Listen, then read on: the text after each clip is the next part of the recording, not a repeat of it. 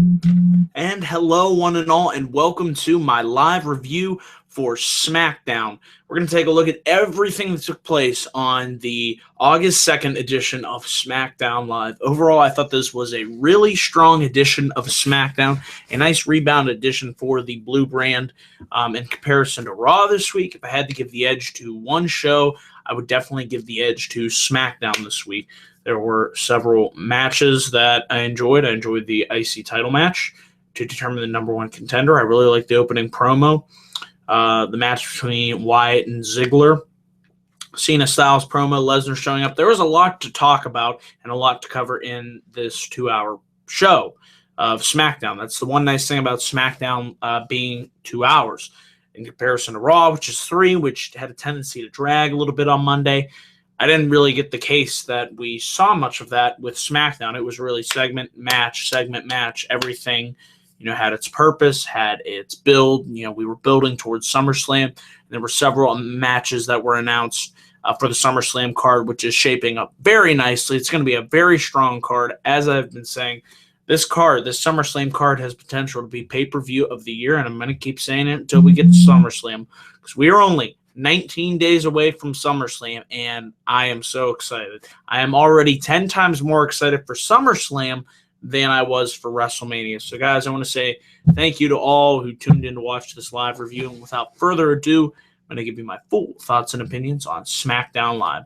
So how do we kick off this week's edition of SD Live? We have Shane McMahon, Daniel Bryan, and Randy Orton, and they're discussing what happened on Raw last night. Orton showed up on Raw, gave Lesnar the RKO.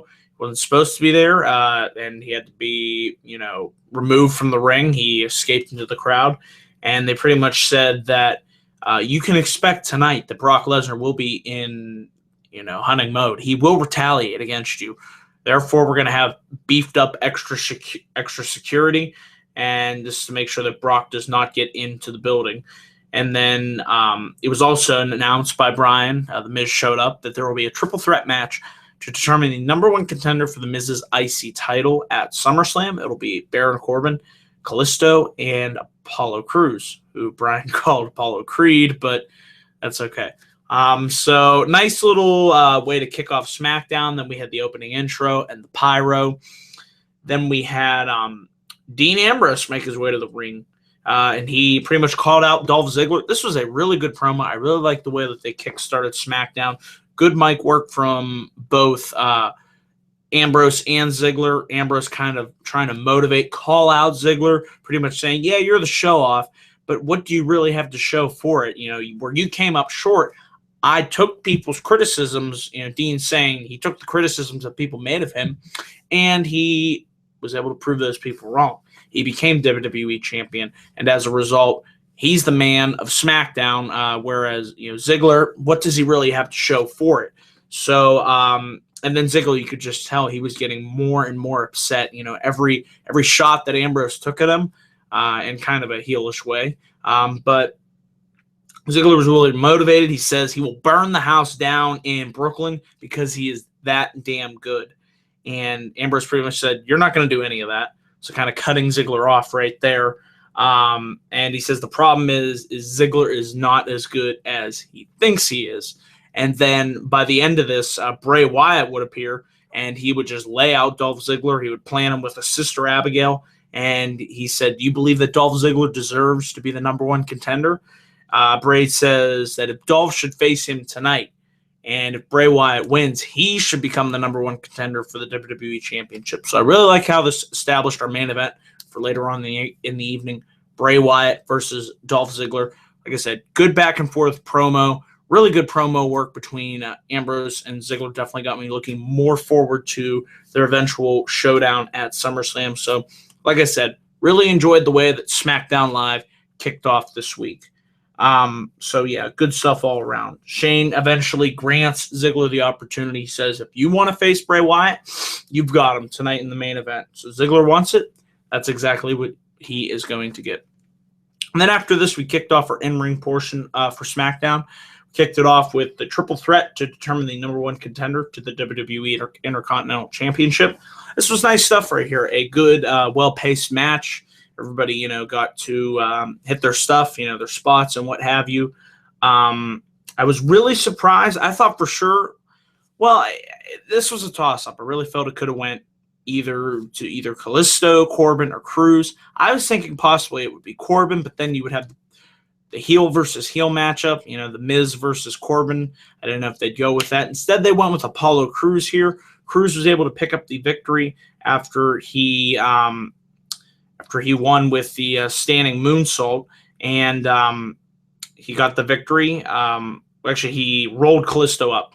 Excuse me, messed up there. He rolled Kalisto up from behind to get the surprise victory. So Apollo Crews advances to face The Miz at SummerSlam for the Intercontinental title. Happy for Apollo Crews. It's an opportunity, and we'll see how he does. I am an Apollo Crews fan.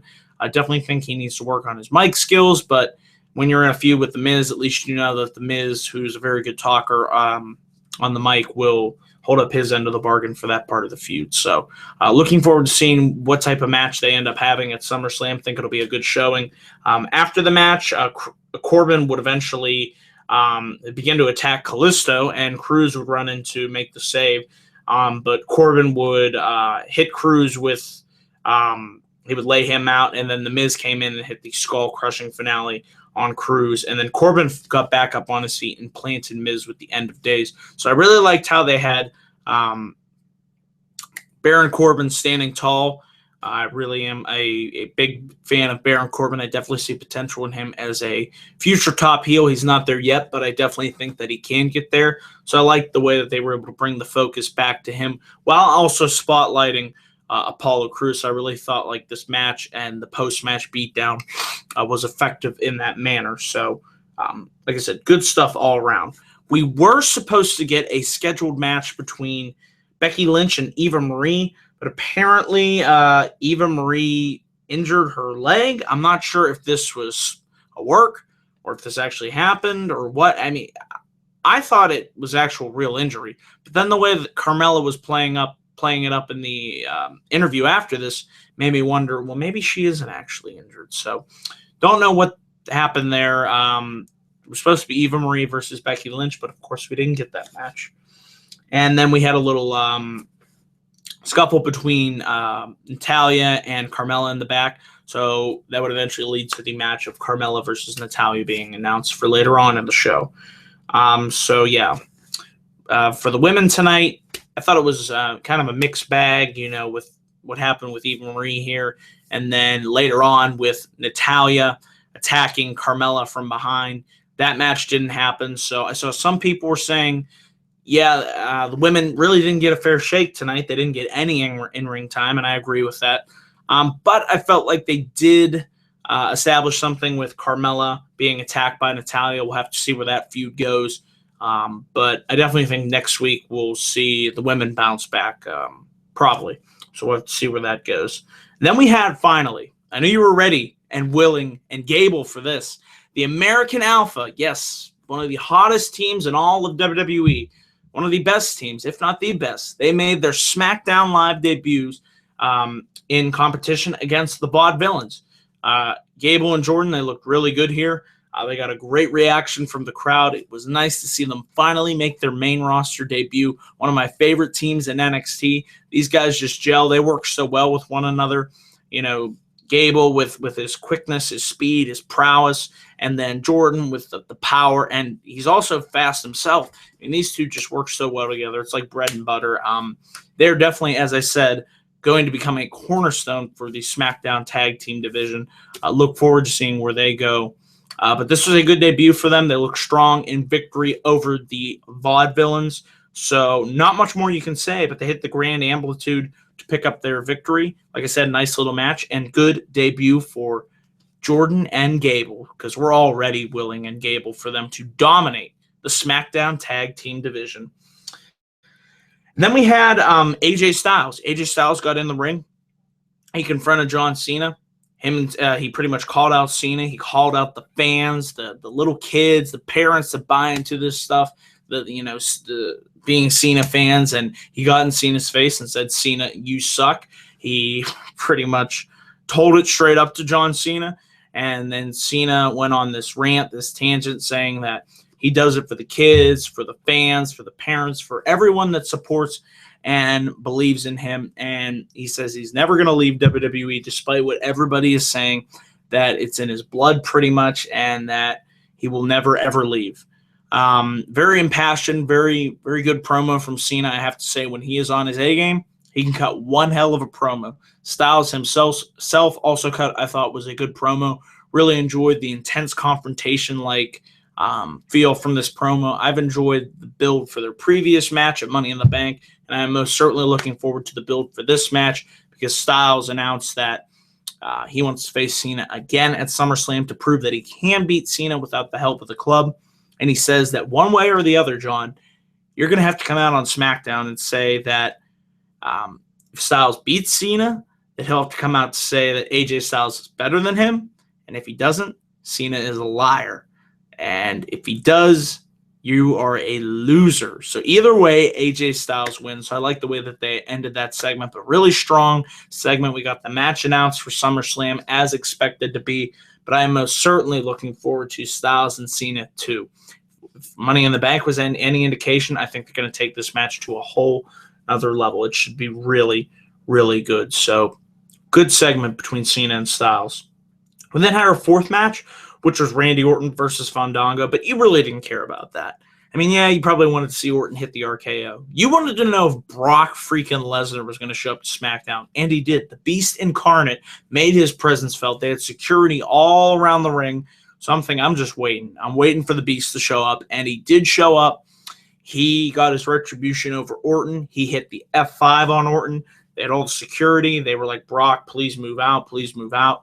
I like this. I was really hoping, though, for a big pull apart brawl. Perhaps they're saving that for the final Raw or SmackDown before SummerSlam. We'll have to see. We still got 2 weeks to go. But I liked seeing, Lesnar getting his retribution over Orton, and Orton's response. He was just seething. He was pissed off. He didn't even want to do an interview. Lesnar and Heyman, they sped away in a car. So look forward to seeing where this feud goes in the weeks to come on both Raw and SmackDown. But good stuff right here. Then we had Heath Slater was in the back. He was talking to Daniel Bryan. He said, come on, I need an opportunity. I need an opportunity to earn a contract with to be on the SmackDown brand. And Bryan said, sure, that's fine. You just have to beat your opponent next week. And he's like, who's going to be my opponent next week?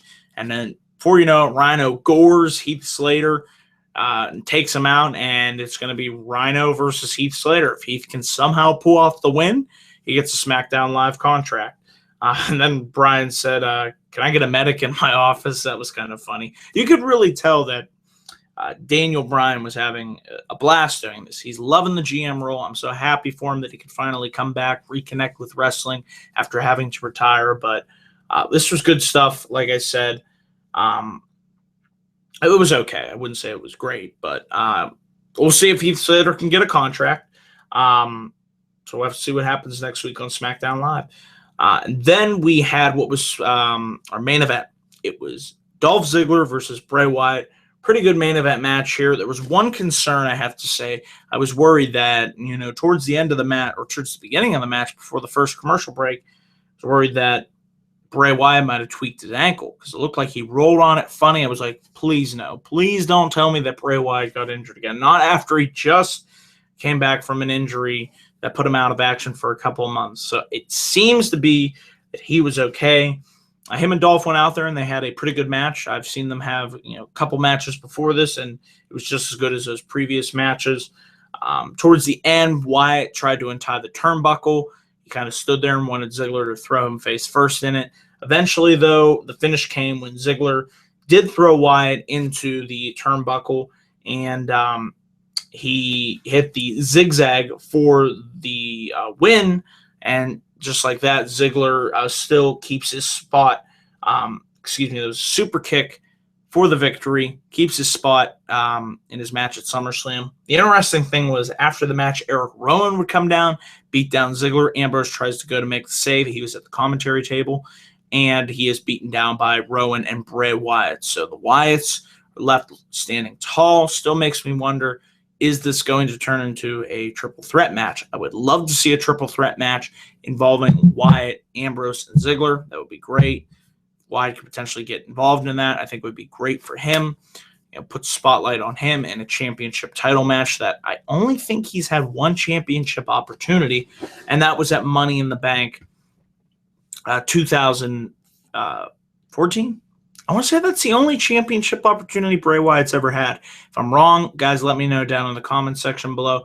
But overall, I thought this was a really, really good episode of SmackDown. One of the better episodes that I can remember in recent memory. Definitely better than Raw this week, but I did enjoy both Raw and SmackDown. Raw, I gave a B-. SmackDown, I'm giving an A-. I really thought this was an A- show. A lot of good stuff on it, and definitely looking forward to tuning in next week. So, guys, those are my thoughts and opinions on SmackDown Live this week. Let me know down below in the comments section what you thought of SmackDown this week. What did you like? What didn't you like? And I just want to say thank you all for tuning into this live SmackDown review. Hope to bring these to you each and every week. Thank you for all the love and support here on YouTube. Without you guys, this channel wouldn't be what it was. So just want to say thank you to my subscribers. So, guys, that is it for my live SmackDown review. Thank you for tuning in, and I will see you in my next video. Until then, guys, take care.